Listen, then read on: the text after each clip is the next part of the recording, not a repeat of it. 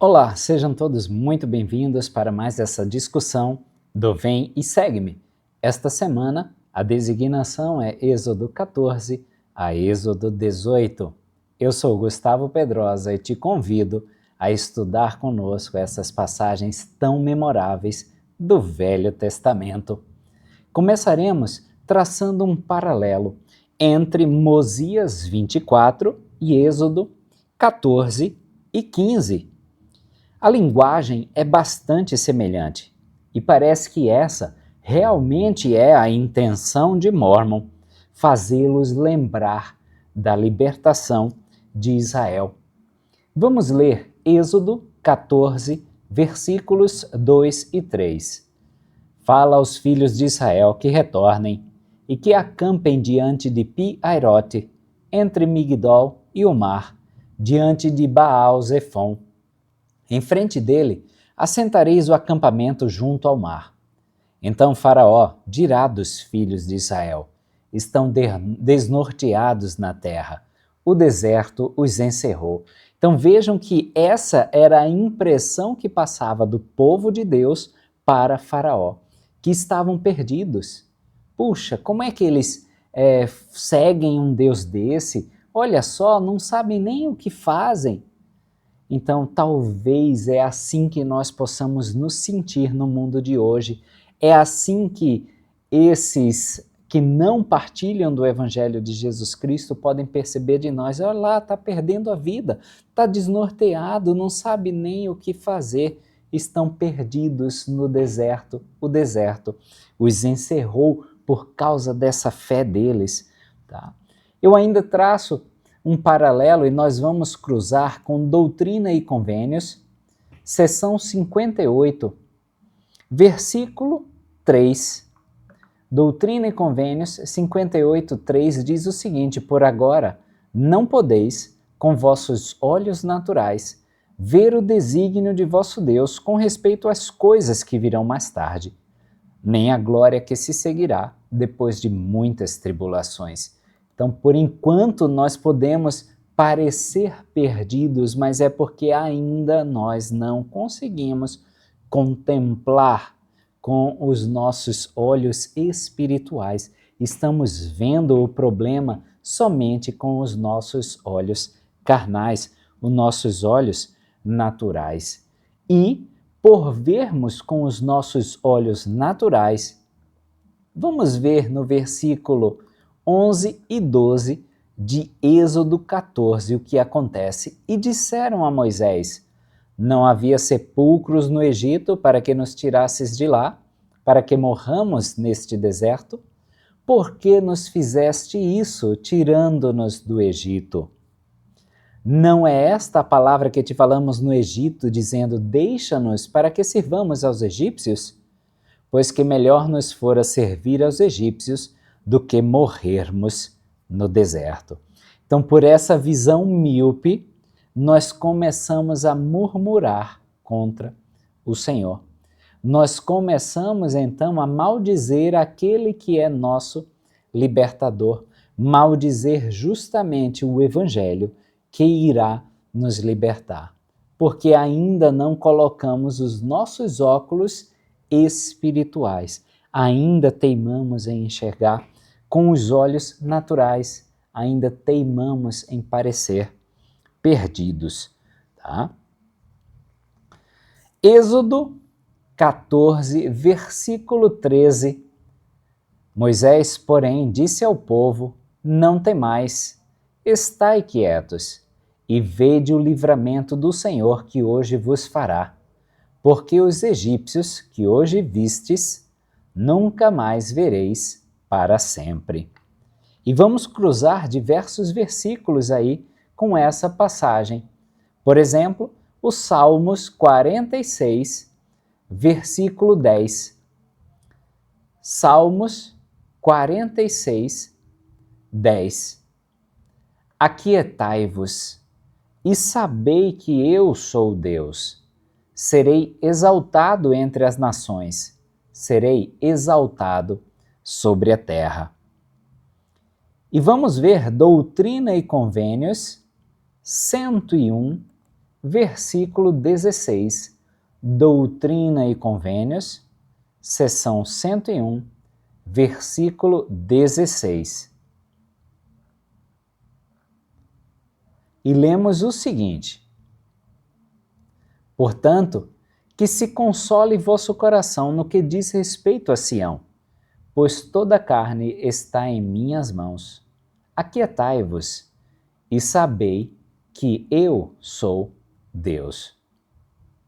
Foi o que o Senhor instruiu Moisés a dizer: não temais, estai quietos e vede o livramento do Senhor, que hoje vos fará.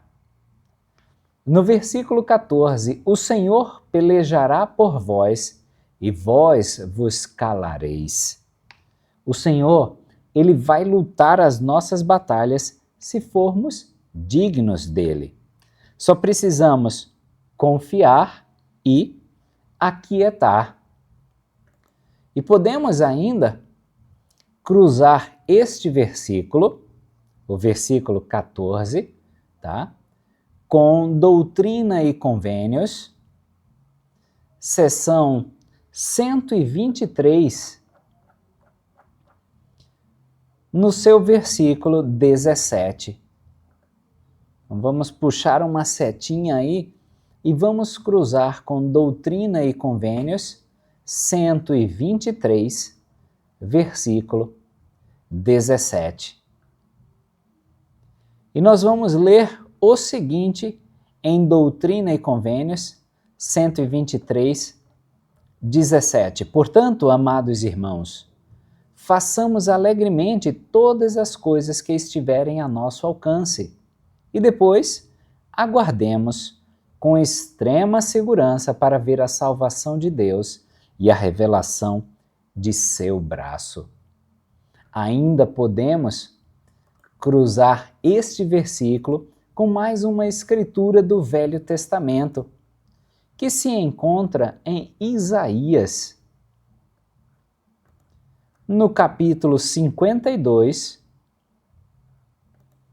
versículo 10.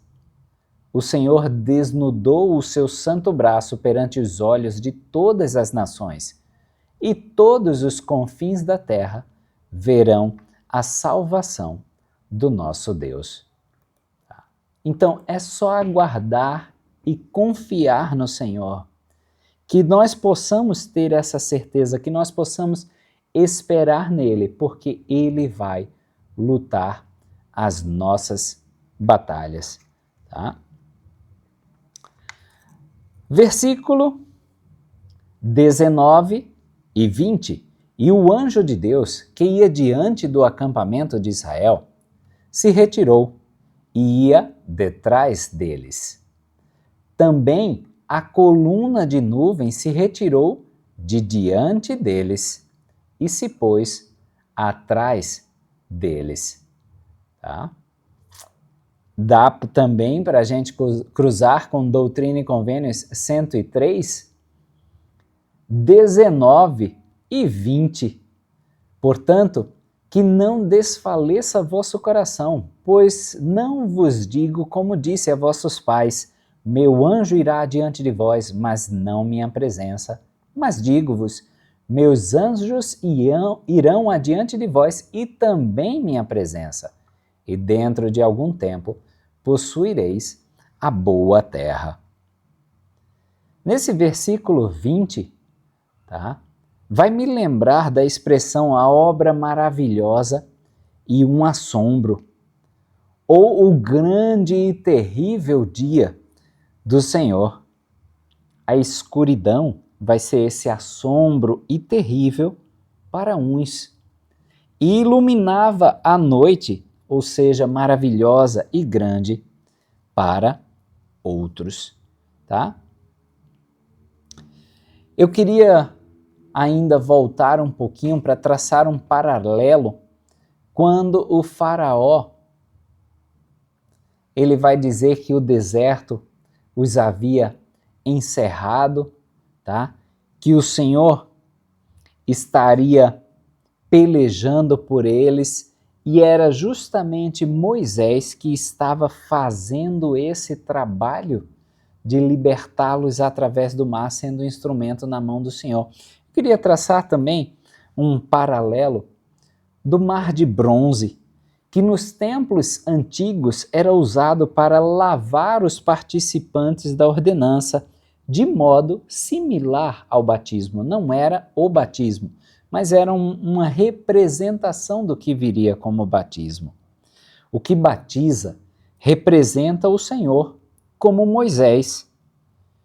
Ele te tira das águas, carregando toda a tipologia e simbolismo deste episódio que nós estamos estudando em Êxodo 14. É tanto que no versículo 31 de Êxodo 14, e viu Israel a grande mão que o Senhor mostrara aos egípcios, e temeu o povo ao Senhor, e creram no Senhor e em Moisés, seu servo. A gente vê aí claramente o primeiro princípio do Evangelho: fé no Senhor Jesus Cristo. Tá? Então, muito bom. Nós vamos ver aqui, tá? Como é que se procedeu. Então, Moisés estendeu a sua mão sobre o mar. Versículo 21 de Êxodo 14. E o Senhor fez retirar-se o mar por um forte vento oriental.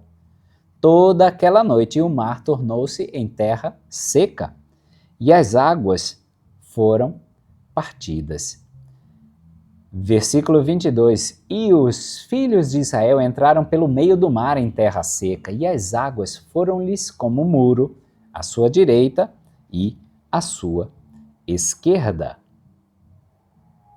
E os egípcios perseguiram-nos, e entraram atrás deles todos os cavalos de Faraó, os seus carros e os seus cavaleiros, até o meio do mar. Nós podemos ver em 1 Nefe, capítulo 17. Vamos ver o que ele vai nos falar. Versículos 26 e 28. Ora, sabeis também que o Senhor ordenou a Moisés que fizesse esse grande trabalho. E sabeis que por sua palavra, e aqui eu quero chamar a atenção, a palavra egípcia para vara é a mesma que para palavra e falar. O que já nos lembra aí a vara de ferro, a barra de ferro, ou em inglês, iron rod, tá? Então, continuando, as águas do Mar Vermelho dividiram-se para um e para outro lado e passaram em terra seca. E no 28, e sabeis também que eles foram alimentados com maná no deserto. E ainda, usando o livro de Mórmon, nós podemos ver em Elamã, capítulo 3, versículo 29, sim, vemos que quem o desejar poderá aderir à palavra de Deus, que é viva e eficaz. Esse aderir aí é lay hold, ou seja, se agarrar à palavra de Deus, ou seja, se agarrar à vara de Deus, ou seja, se agarrar à barra de ferro, tá? Como lemos em Êxodo 14, no seu versículo 22, e os filhos de Israel entraram pelo meio do mar em terra seca, e as águas foram-lhes como muro, à sua direita e à sua esquerda. No Novo Testamento tem uma passagem bastante interessante, em 1 Coríntios, escrita por Paulo, capítulo 10, 1 Coríntios 10, dos versículos 1 a 4. Ora, irmãos, não quero que ignoreis que nossos pais estiveram todos debaixo da nuvem e todos passaram pelo mar. E todos foram batizados por Moisés na nuvem e no mar aí já linkamos com o mar de bronze, e todos comeram de um mesmo manjar espiritual, e todos beberam de uma mesma bebida espiritual, porque bebiam da pedra espiritual que os seguia, e a pedra era Cristo. Então essa é uma evidência de que o Jeová do Velho Testamento é Jesus Cristo. E mais ainda, é uma evidência de que, para seguir adiante para as ordenanças que seriam ministradas no tabernáculo, todos esses hebreus foram batizados. Tá? A profundidade média do Mar Vermelho é de 500 metros.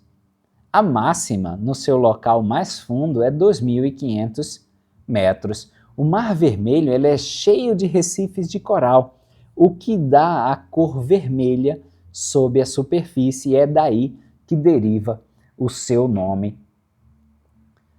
Também vimos aqui em Êxodo 14, versículos 25 a 28, e tirou-lhes as rodas dos seus carros e fê-los andar dificultosamente. Então disseram os egípcios: fujamos de diante da face de Israel, porque o Senhor por eles peleja contra os egípcios. E disse o Senhor a Moisés: estende a tua mão sobre o mar, para que as águas retornem sobre os egípcios, sobre os seus carros e sobre os seus cavaleiros. Então Moisés estendeu a sua mão sobre o mar, e o mar retornou em sua força ao amanhecer. E os egípcios fugiram ao seu encontro, e o Senhor derrubou os egípcios no meio do mar. E as águas, retornando, cobriram os carros e os cavaleiros de todo o exército de Faraó que os haviam seguido no mar. Nem mesmo um deles ficou. E aí nós podemos nos perguntar, por que o Senhor precisava matar esses egípcios? Por quê? Talvez nós encontremos uma resposta ou um consolo em 2 Nefe 26, versículo 24. 2 Nefe 26, 24. Ele nada faz que não seja em benefício do mundo, porque ama o mundo a ponto de entregar sua própria vida para atrair a si todos os homens. Portanto, a ninguém ordena que não participe de sua salvação.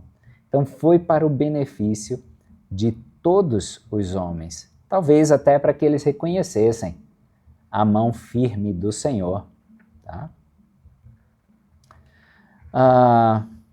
Agora, em Êxodo 15, o Senhor, já atravessando o povo pelo Mar Vermelho, parece que o autor quer que a gente pare nesse momento e aprecie o que foi feito justamente nesse capítulo 14 que acabamos de ler. No capítulo 15, segundo os estudiosos, há uma das mais antigas composições poéticas da Bíblia hebraica. É chamado de O Canto do Mar ou a Canção de Moisés. E Isaías 12 também bebe da mesma fonte, porque usa de linguagem semelhante a Êxodo 15. Veremos Êxodo 15, versículo 3. O Senhor é homem de guerra. O Senhor é o seu nome. O Senhor prometeu cuidar de qualquer necessidade de Israel. E aqui nós vemos que ele se dispõe até em ser um homem de guerra, se essa for a necessidade de Israel. Talvez seja referência a essas canções, a canção de Moisés e a canção de Miriam, a passagem de Alma, capítulo 5, versículo 26. Alma, capítulo 5, 26, quando ele pergunta justamente, ou ele nos faz perguntar: eis que vos digo, meus irmãos, se haveis experimentado uma mudança no coração, se haveis sentido o desejo de cantar o cântico do amor que redime. Talvez seja referência justamente a essas canções aí. Êxodo 15, versículo 6. A tua destra e a mão direita, ó Senhor, glorificou-se em poder. A tua destra, ó Senhor, despedaçou o inimigo. É o simbolismo da mão direita. É o simbolismo da linguagem templária, tá? Até mesmo nas capelas nós usamos a mão direita em forma de convênio. Tomamos o sacramento com essa mesma mão direita, tá? É uma linguagem de convênio, é um símbolo de convênio. Êxodo 15, versículos 16 e 17. Espanto e pavor cairão sobre eles. Pela grandeza do teu braço, emudecerão como pedra, até que o teu povo haja passado, ó Senhor, até que passe este povo que adquiriste. Tu os introduzirás e os plantarás no monte da tua herança, no lugar que tu, ó Senhor, preparaste para a tua habitação, no santuário, ó Senhor, que as tuas mãos estabeleceram. Também é uma linguagem de templo, uma linguagem templária. O Templo de Jerusalém é a corporificação arquitetônica e um alargamento ritualístico da experiência de Israel no Monte Sinai. Foi o que disse o pesquisador e estudioso John Lundquist. Em inglês, santuário está em letra maiúscula, numa clara referência ao templo do Senhor.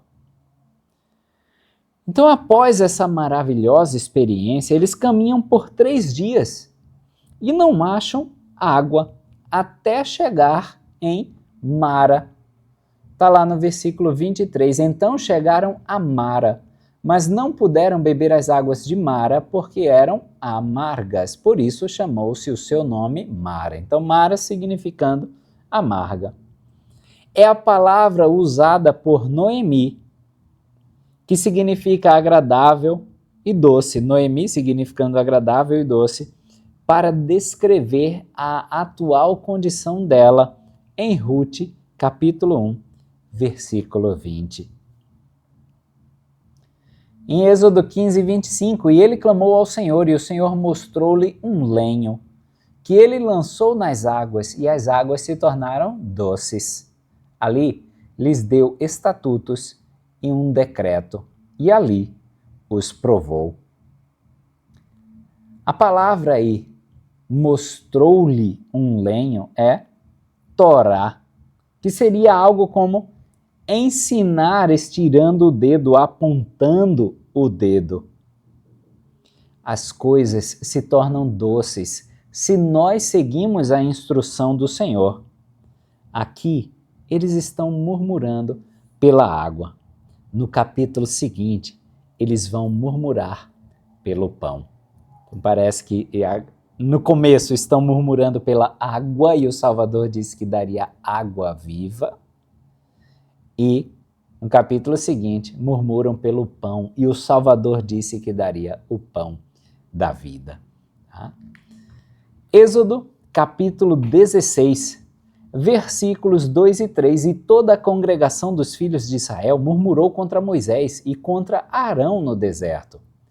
E os filhos de Israel disseram-lhes: quem dera que nós morrêssemos por mão do Senhor na terra do Egito, quando estávamos sentados junto às panelas de carne, quando comíamos pão até fartar. Porque nos trouxestes a este deserto para matardes de fome toda essa multidão. E aí Joe Spencer, um escritor, ele disse que o pecado lembra mal do passado. Eles eram escravos e bem provavelmente não era isso que acontecia. Eles não estavam sentados se fartando de pão junto às panelas de carne. Então, esse pecado fazia com que eles se lembrassem mal, eles tivessem uma memória distorcida daquele tempo que eles estavam lá no Egito. Não era nada disso. Versículo 4 de Êxodo 16. Então disse o Senhor a Moisés: Eis que vos farei chover pão dos céus, e o povo sairá e colherá cada dia a porção para cada dia, para que eu prove se anda em minha lei ou não. Esse é um tipo de Cristo, um simbolismo de Cristo, o pão do céu, que está presente em João capítulo 6. É o sermão do pão da vida. E aqui eu indico que vocês leiam um artigo muito interessante, e eu vou deixar como leitura na descrição do vídeo, leitura indicada, e o título do artigo é The True Bread of Life, de Thomas R. Valera. Tá? É muito interessante e ele traça justamente esse paralelo de Jesus Cristo como sendo o pão da vida. Versículo 6. Então disseram Moisés e Arão a todos os filhos de Israel: à tarde sabereis que o Senhor vos tirou da terra do Egito. Vejam que eles já precisam ser lembrados do milagre feito pelo Senhor de libertá-los. É por isso que nós temos o sacramento semanalmente. Nós precisamos desta lembrança constantemente em nossas vidas. Por isso, o maná caía diariamente, para que essa lembrança também fosse diária. Todo dia, eles deveriam se lembrar dos atos salvadores do Senhor. A gente pode até lembrar de Enos no livro de Mórmon, capítulo 1, versículo 4, quando ele diz: minha alma ficou faminta. E na oração sacramental, nós ouvimos justamente para as almas de todos os que partilharem dele. Não é um alimento para o corpo, e sim um alimento para a alma, o pão da vida.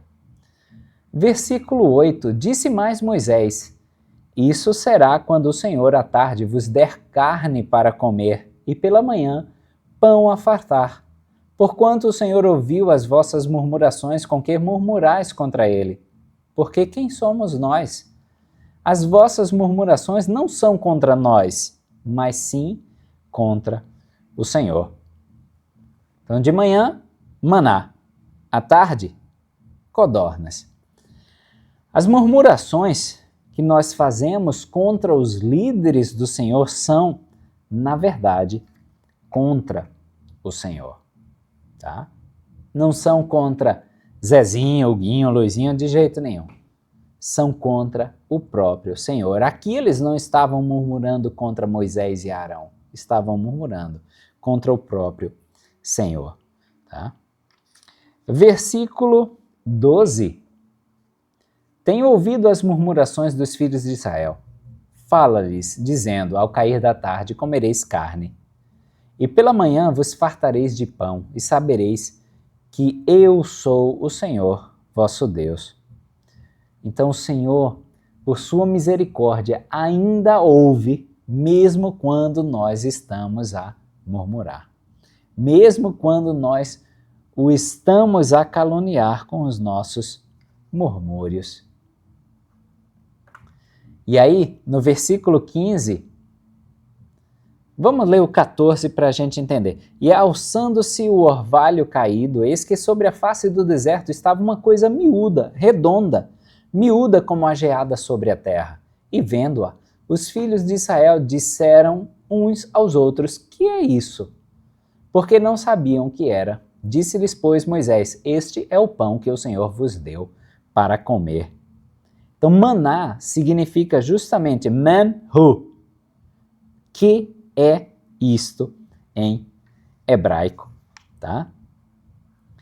E no cabeçalho do capítulo 16, ele já diz: Israel recebe maná todos os dias, exceto no sábado, por 40 anos. É o que a gente vai ver lá no versículo 35. E comeram os filhos de Israel maná 40 anos. Tá?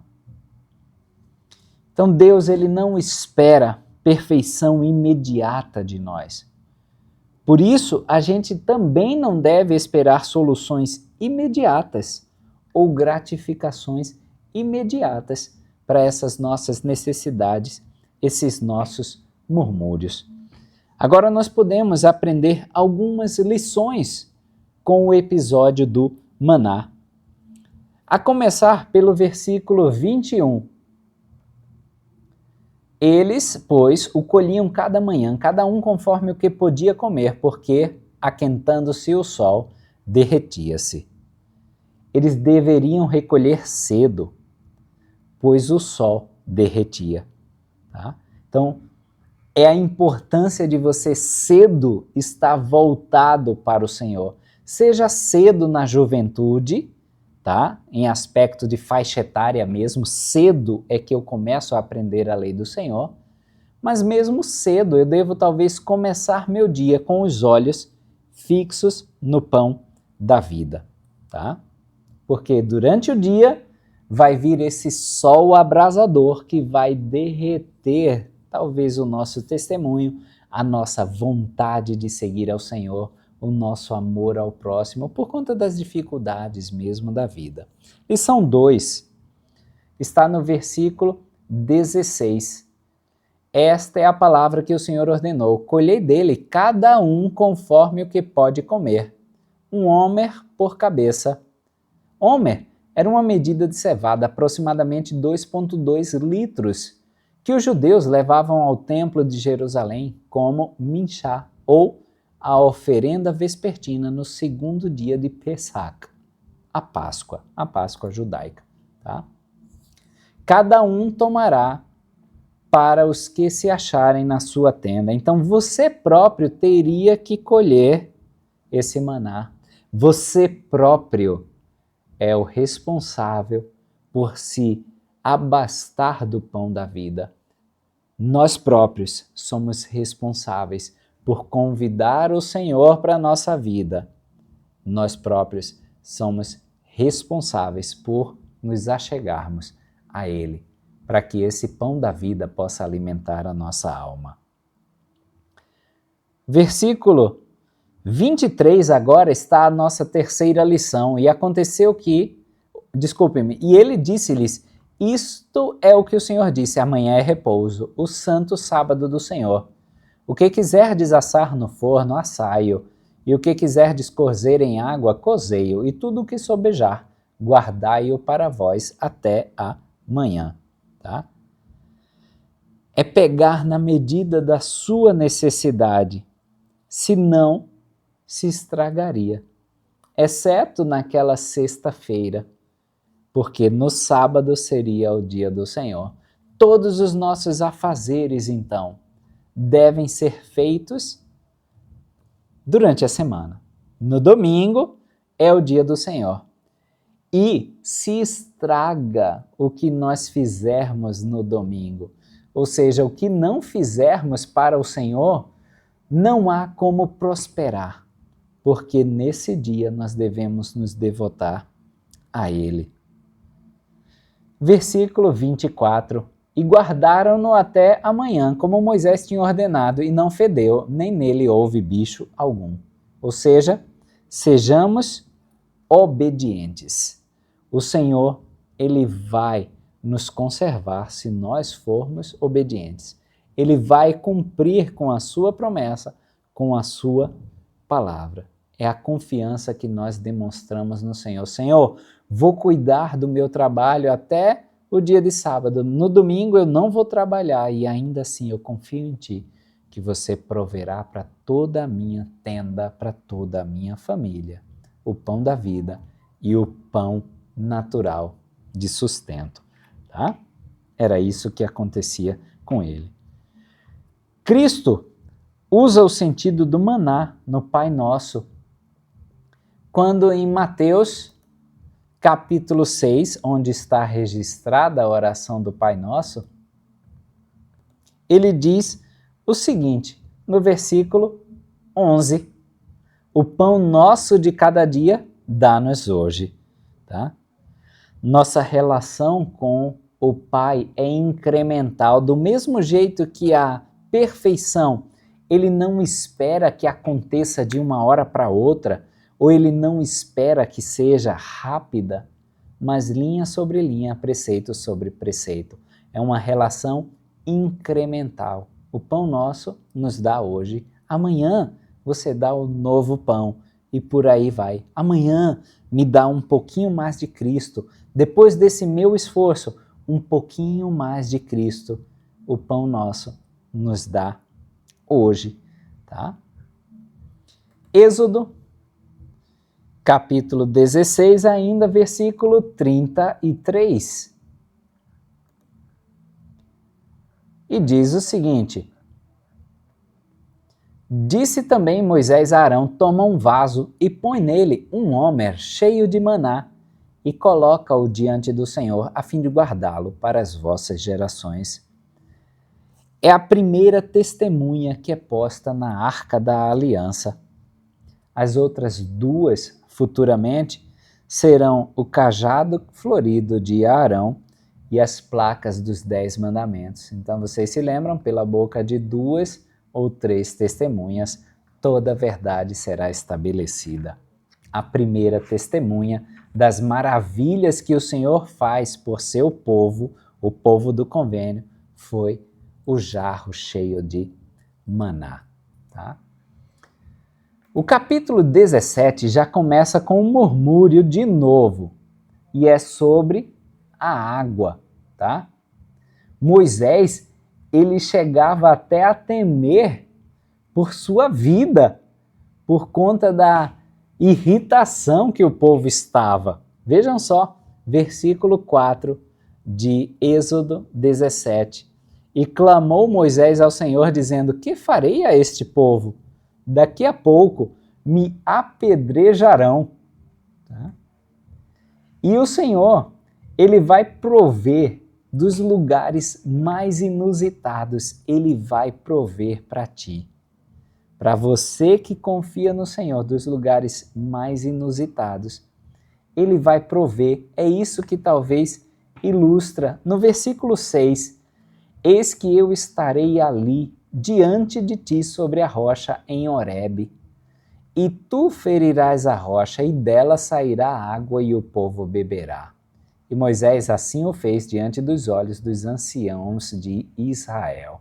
Então imagine, da pedra sair água. Lugar mais improvável. E é dali que o Senhor traz salvação. Talvez das pessoas também mais improváveis é que o Senhor trará salvação para nossas vidas. Cristo é a pedra que nos dá água viva, como a gente vê em João capítulo 4, naquela conversa com a mulher samaritana junto ao poço. Tá? Versículos 10 a 12 de Êxodo 17. E fez Josué como Moisés lhe dissera, pelejando contra Amaleque. Mas Moisés, Arão e Hur subiram ao cume do outeiro. E aconteceu que quando Moisés levantava a sua mão, Israel prevalecia. Mas quando ele baixava a sua mão, Amaleque prevalecia. Porém, as mãos de Moisés eram pesadas, por isso tomaram uma pedra e a puseram debaixo dele para assentar-se sobre ela. E Arão e Hur sustentaram as suas mãos, um de um lado e o outro do outro. Assim ficaram as suas mãos firmes até que o sol se pôs. É o trabalho dos conselheiros, seja em uma organização, tá? Formal, ok? Mas não só dos conselheiros. Todos nós, quando é pedido um voto de apoio, que nós levantamos a nossa mão. É assim que a gente deve agir quando apoiamos um líder. Tá? E mesmo com a capacidade militar, o Senhor queria que eles soubessem que era o Senhor que estava dando aquela vitória a eles.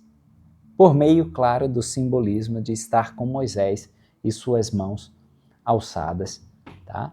Versículo 14, então disse o Senhor a Moisés, escreve isso para memória num livro e relata-o aos ouvidos de Josué, porque eu totalmente hei de riscar a memória de Amaleque de debaixo dos céus.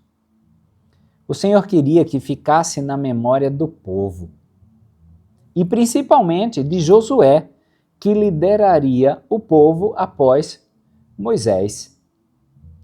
Os murmuradores, eles têm memória curta. Israel chegou ao Sinai, viajou para a Terra Santa, embora algumas vezes famintos e sedentos. Mas o Senhor os resgatou, seja pela aparição milagrosa das codornas ou pela água tirada da rocha. Estranho, não é, irmãos e irmãs, como aqueles com as memórias mais curtas têm as mais longas listas de exigências. Sem a lembrança de bênçãos passadas, não há perspectiva sobre o que realmente está acontecendo. Foi o que falou Neil A. Maxwell em seu discurso de outubro de 1989, intitulado Murmur Not, ou seja, não murmureis. Tá? Aqueles que mais reclamam, que têm mais exigências aí, são os que têm a memória mais curta. São os que mais esquecem, mais rapidamente esquecem do Senhor. Será que é assim que nós estamos agindo? Será que nós não estamos parando para contar as nossas bênçãos e exigindo do Senhor cada vez mais? Versículo 15. E Moisés edificou um altar e chamou o seu nome, o Senhor é minha bandeira. O Senhor é minha bandeira seria Jeová Nissi, ou Yahvé Nissi. Nissi pode ser traduzido como estandarte. Isaías ele vai usar bastante essa imagem do estandarte, que depois vem a ser o ponto memorável do capitão Moroni. Tá? O capítulo 18 de Êxodo parece contar só metade da história. E o resto, a outra metade da história, parece estar em Números 11. Êxodo 19 até Números 10 parece um inserto, parece algo que foi inserido aí no meio. Alguns estudiosos dizem que é uma expansão deste período particular da história, tanto que nós já até mencionamos em outras aulas que vários, talvez, sejam os autores do Pentateuco, ok? Êxodo 18, versículos 3 a 4. Com seus 2 filhos, dos quais um se chamava Gerson, porque disse, eu fui peregrino em terra estranha. E o outro se chamava Eliezer, porque disse, o Deus de meu pai foi minha ajuda e me livrou da espada de Faraó. Esses são os nomes dos filhos de Moisés, Gerson e Eliezer. Jetro sugere a Moisés que ele não está prestando tanta atenção à sua família como deveria prestar. A família vem em primeiro lugar. Não é a sua obrigação para com a organização da Igreja de Jesus Cristo, mas a família vem em primeiro lugar. E Jetro vai puxar as orelhas aí de Moisés, dizendo que ele tem que dar uma atenção maior para sua família. Vamos ver versículos 13 a 14 e 17 a 18. E aconteceu que no dia seguinte Moisés assentou-se para julgar o povo, e o povo estava em pé diante de Moisés desde a manhã até a tarde. Vendo, pois, o sogro de Moisés tudo o que ele fazia ao povo, disse, que é isso que tu fazes ao povo? Por que te assentas só? E todo o povo está em pé diante de ti desde a manhã até a tarde. O sogro de Moisés, porém, lhe disse, não é bom o que fazes. Seguramente desfalecerás, assim tu, como este povo que está contigo, porque este assunto é pesado demais para ti. Tu sozinho não o podes fazer. Moisés, ele estava tentando fazer tudo sozinho. E nós não precisamos fazer as coisas sozinhos. Nós não estamos sozinhos. Nós contamos com diversas pessoas que compõem a nossa rede de apoio, nossas famílias. nossos amigos, nossos líderes, nossos irmãos da congregação de Cristo.